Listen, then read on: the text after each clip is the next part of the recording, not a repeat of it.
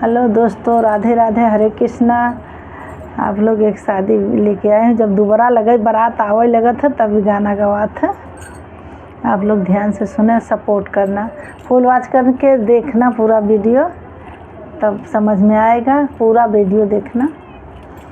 बाजत आवई उन जोन बाजन घुमरत आवई निशान जी नाचत आवई पतरंगवा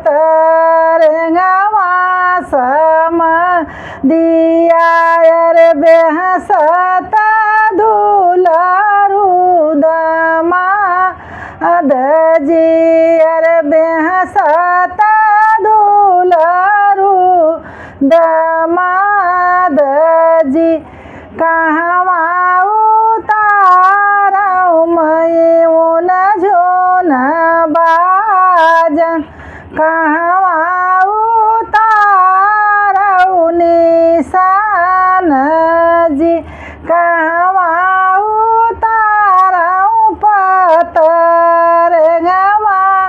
समधिया रे कहवा पे दुलारू दमाद जी कहवा उतारऊ पतरंगवा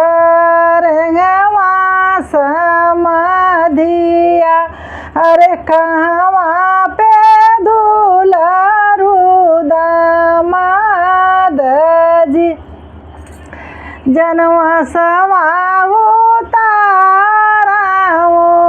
न जोन बाजन जनवा से उतारऊ निशान जी दुआरे उतारऊ पतरंगवा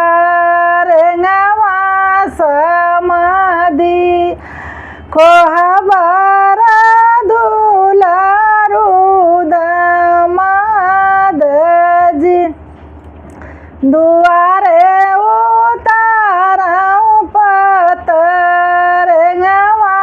समधिया मड़वा में दुलारू दमाद जी कादई मनावऊ मैं उन जोन बाजन कादई मनावऊ निशान जी कादई मनावऊ पतरंगवा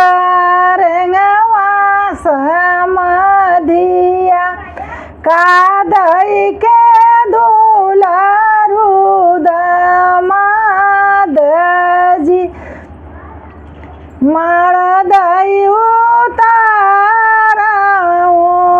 न जोन बाजन भात दई उतारऊ निशान जी दजा दई उतारऊ पतरंगवा